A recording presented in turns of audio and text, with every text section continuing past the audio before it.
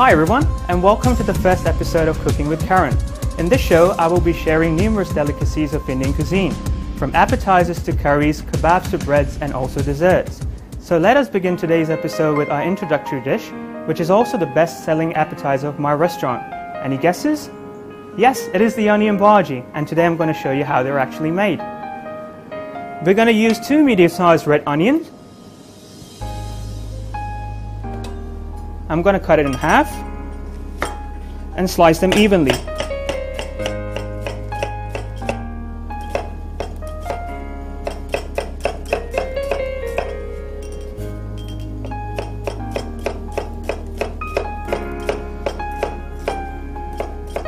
Make sure you don't slice them too thinly, it will lack moisture when you deep fry it. And also not too thick either, it will remain uncooked, as the batter we will be using is quite thick.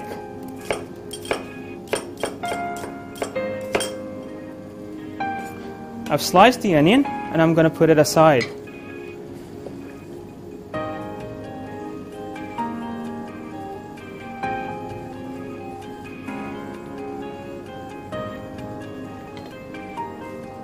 Well, onions are also famed for making people cry. Ever wondered why?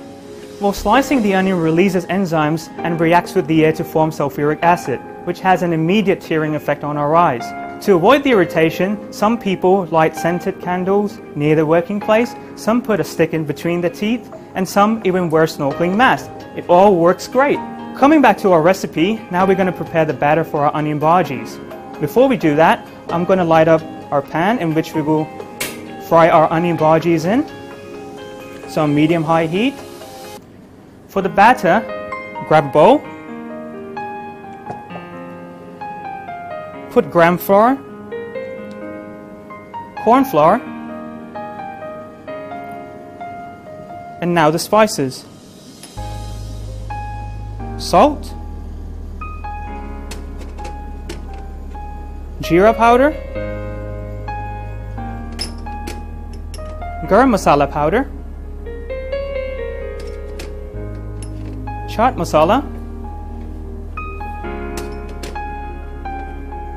red chili powder,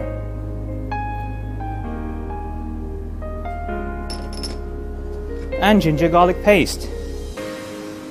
Now you can get these in supermarket, but you can also make it at home. Simply add an equal amount of ginger and garlic into the blender, add a tablespoon of oil, and blend it until a thick mixture is formed. Now that we've added all the spices, it's time we pour in some water.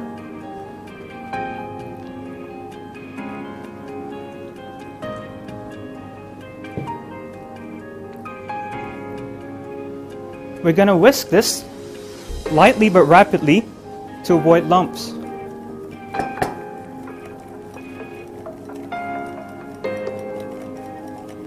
Our batter is ready now, and this is the consistency we're looking for.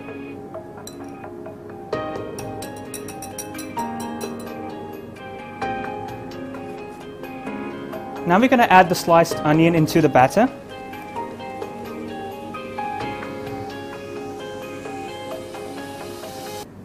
We're going to mix this well, because we don't want any uncoated onion bits to be floating on our pan.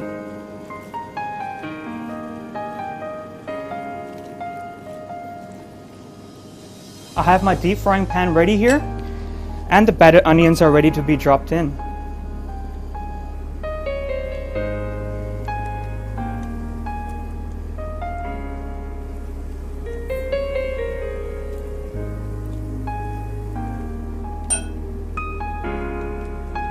And in goes the last drop. We're going to wait for 2 to 3 minutes and flip it over.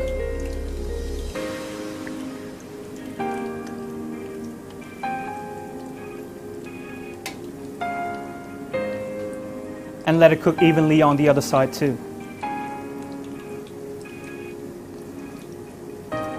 Now I like my bhajis to have a crunchy crust, yet moist on the inside, and this is what I'm going to do. When you see your bhajis has changed its color from pale yellow to darker yellow, remove it out of the pan.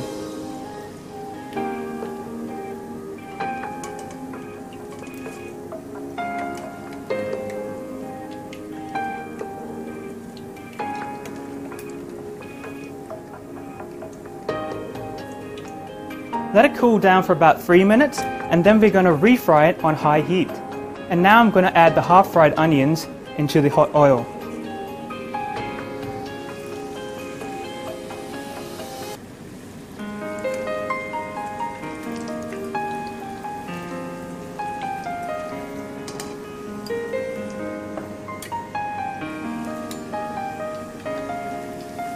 You have to be very careful at this stage because the bhajis can turn dark brown or even black and can burn, so you need to constantly flip it back and forth.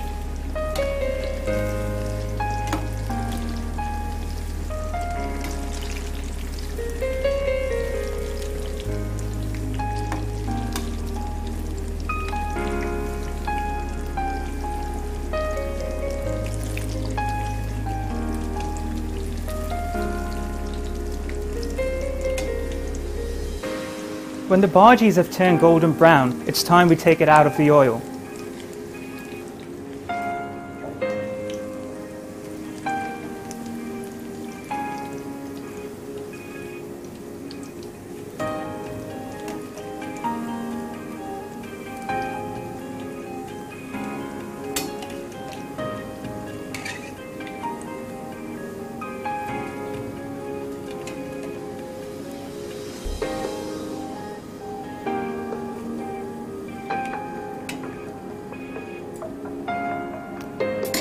And we're going to turn off the gas. Absorb all the oil from the bhajis.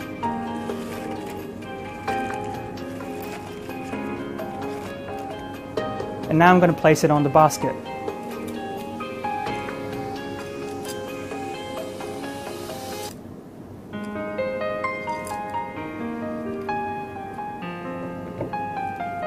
Sprinkle it with some chaat masala.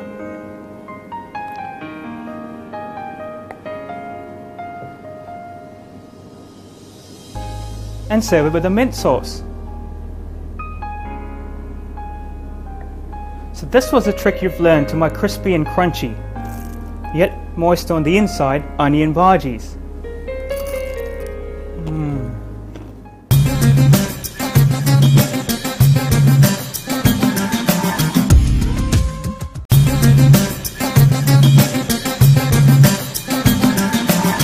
The next dish I'm going to make needs no introduction to any curry lovers. Its popularity grew so much that in 2001, British Foreign Secretary declared it as British national dish.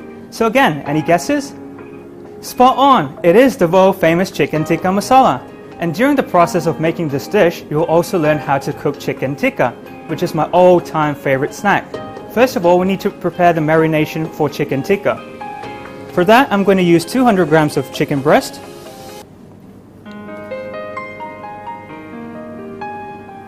I'm going to cut that into strips.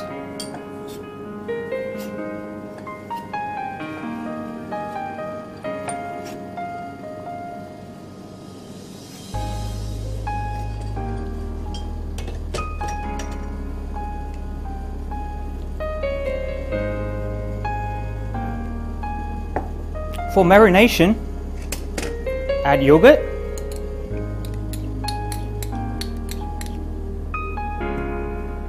ginger garlic paste. Now again, this could be homemade or canned. Salt, jeera powder, garam masala powder, chaat masala, red chili powder, and lime juice. The acid helps to break down the tissue in the meat. And we're going to mix this well.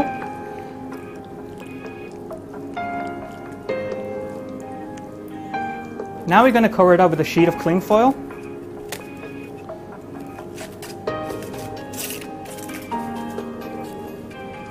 It's tightly wrapped, and now we're going to store this in the refrigerator for at least an hour.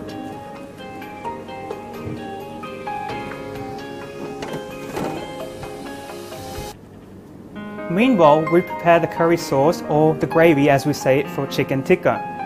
For that, I'm going to chop 3 tomatoes.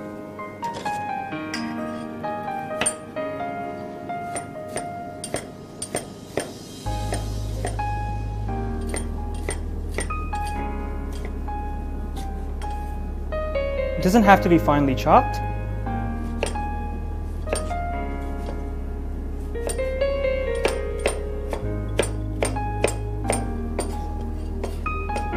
And here we have 3 chopped tomatoes. I'm going to put it aside.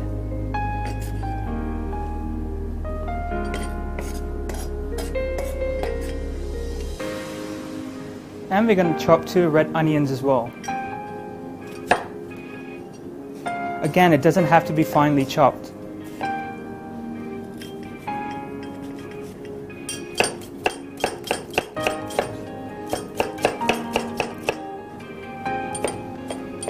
And here we have 2 chopped onions.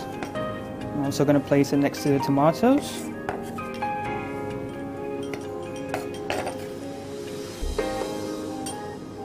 And heat the oil on medium-high heat.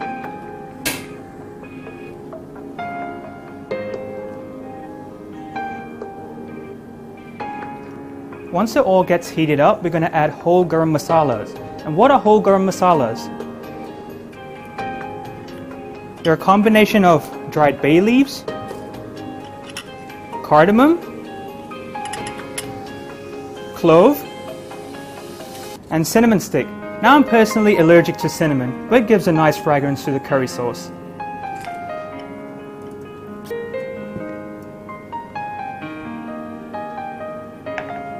And the oil's heat up. Now we're going to throw in these herbs.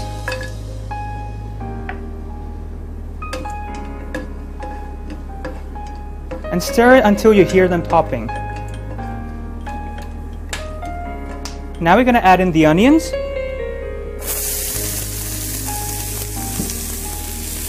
And stir it well so it's uniformly cooked.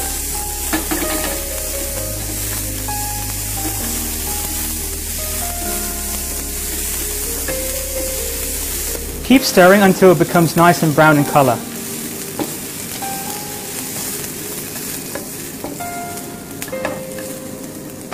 Now add in the chopped tomatoes,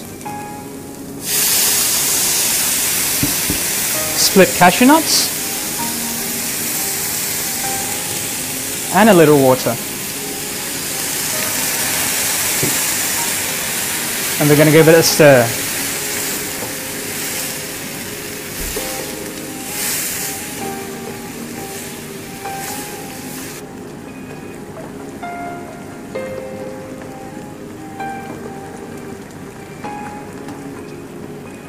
And now we're going to cover it up with a lid for 3 to 4 minutes so that all the ingredients are well mixed and we don't taste the rawness of onion and tomatoes when we're enjoying the curry. It's been 4 minutes and now I'm going to remove the lid.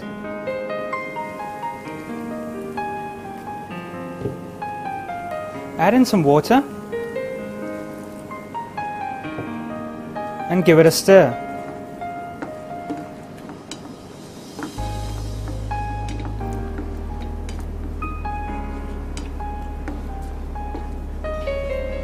Now I'm going to close the gas and let the mixture cool down.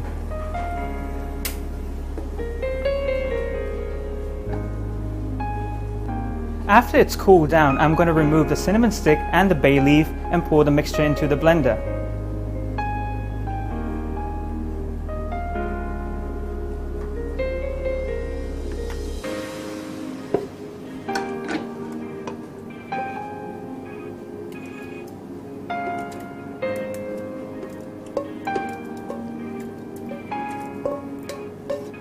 Now I've poured the mixture into the blender and we are going to make puree out of it.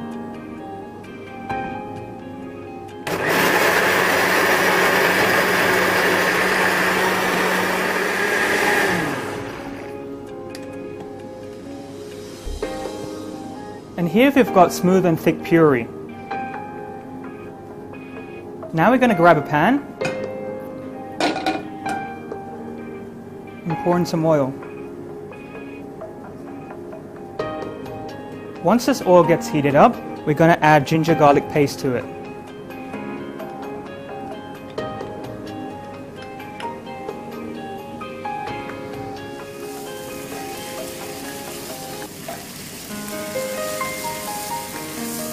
Stir until it becomes slightly brown. Now we're going to add in cumin seeds. I'm going to give it a stir.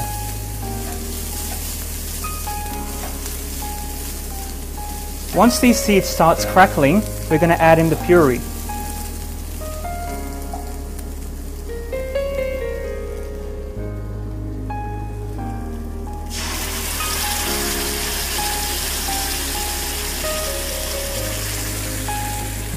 Add a little water and give it a stir.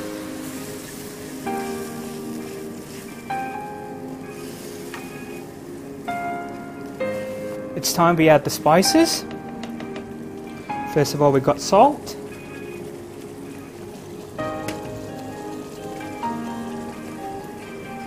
jeera powder, coriander powder,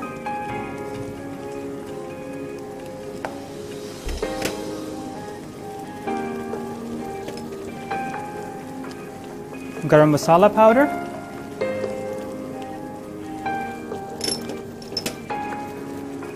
and meat powder.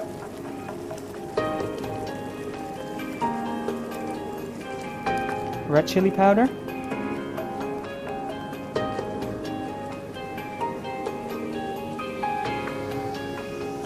dash of vinegar,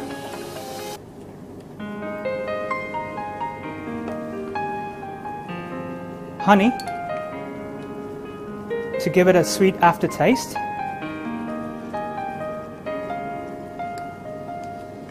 and if you want to give it a restaurant touch, you can add red food coloring to it.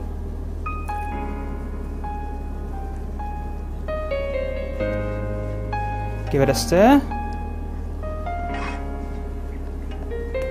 And now we're going to cover it and let it cook on simmering while we prepare the chicken tikka.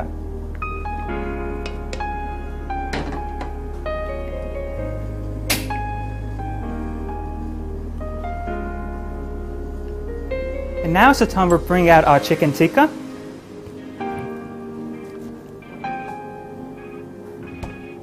And we're going to cook it on our grill pan.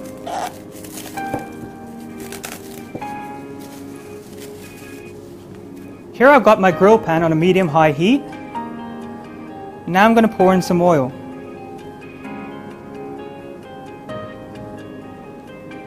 Once the oil is heated up, we're going to add in the marinated chicken.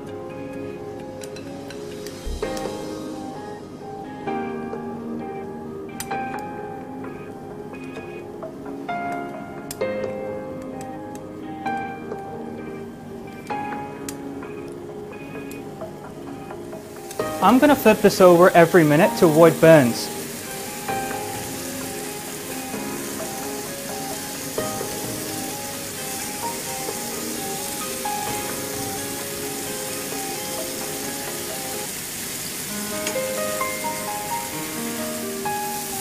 This is going to take about 4 to 5 minutes. And let me check on my curry sauce if it has become nice and thick. All those fragrance and spices we've added in there earlier. I'm going to give it a stir so we don't scorch the tomato-based product onto the pan.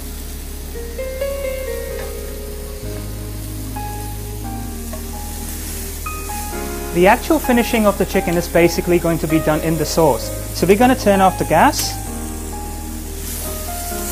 and place our half-done chicken tikka pieces onto the cutting board.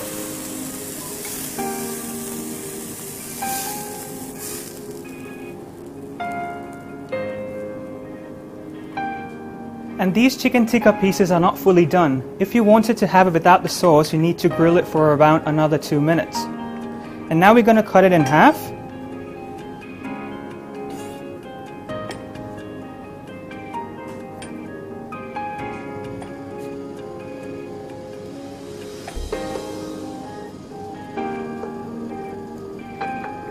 So the chicken absorbs all the flavors containing in the curry sauce, and which will also tenderize it. Now's the time we add chicken tikka to our sauce. Just going to move it here. Remove the lid.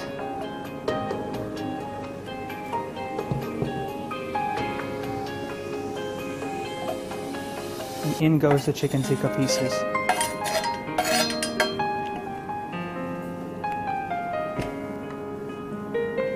I'm going to let the chicken cook through in the curry sauce for about 3 to 4 minutes.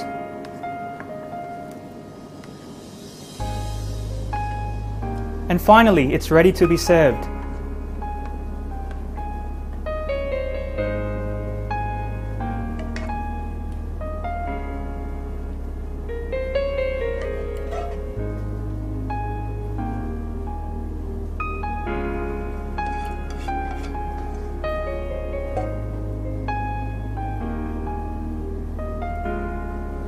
So there we have it, creamy and thick chicken tikka masala.